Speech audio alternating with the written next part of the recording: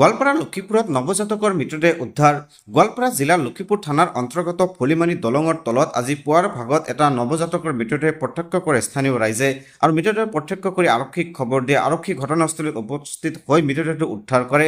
ঘটনাস্থলীত লক্ষীপুৰ ৰাজহ চক্ৰৰ বিষয়া আৰু আৰক্ষীৰ দল মৃতদেহ উদ্ধাৰ কৰি তৎক্ষণাৎ মৰণোত্তৰ পৰীক্ষাৰ বাবে গোৱালপাৰা শ্বহীদ নীলৰাম ৰাজবংশী অসামৰিক চিকিৎসালয়ত প্ৰেৰণ কৰে। মানৱতাক বুলণ্ঠন কৰা এই নিকৃষ্ট ঘটনাই সমগ্ৰ অঞ্চলটোত তীব্ৰ চাঞ্চল্যৰ পৰিৱেশৰ সৃষ্টি কৰিছে। স্থানীয় সচেতন মহলে দোষী ব্যক্তিসকলক কঠোৰ শাস্তি ব্যৱস্থা গ্ৰহণ কৰিবলৈ দাবী জনাইছে। লক্ষীপুৰ আৰক্ষীয়ে বৰ্তমান এই ঘটনাৰ সম্পূৰ্ণ তদন্ত চলাই আছে। অতি শীঘ্ৰে দোষীক চিনাক্ত কৰি শীঘ্ৰেই কাৰ্যকৰী ব্যৱস্থা গ্ৰহণ কৰা হ'ব বুলি আৰক্ষীৰ সূত্ৰে জানিবলৈ দিয়ে। আৰু গোৱালপাৰা লক্ষীপুৰৰ ফলিমাৰী দলঙৰ তলত এটি নৱজাতকৰ মৃতদেহ উদ্ধাৰ হোৱাক লৈ অঞ্চলটোত ব্যাপক চাঞ্চল্যকৰ পৰিৱেশৰ সৃষ্টি কৰিছে। কোনে কি কাৰণত এই নৱজাতকৰ মৃতদেহটো দলঙৰ তলত পেলাই দিলে তাক লৈ এতিয়া তীব্ৰ ৰহস্যময় পৰিৱেশৰ সৃষ্টি হৈছে।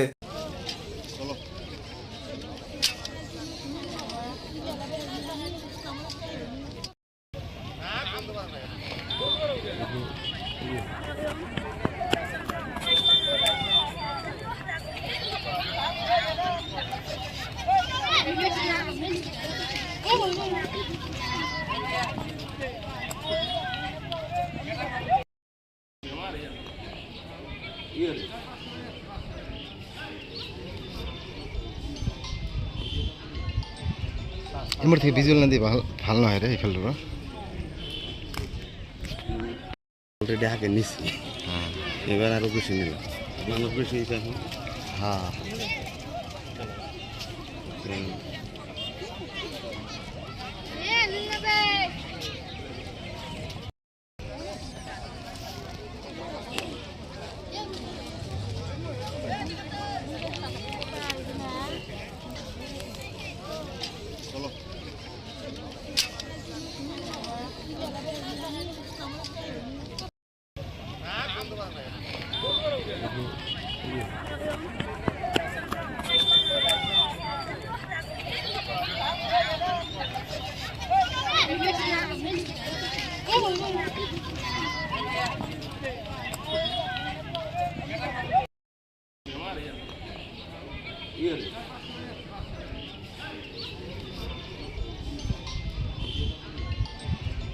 এমর থেকে ভিজুয়াল না দিয়ে ভাল নহয় রে এইফালৰ পৰা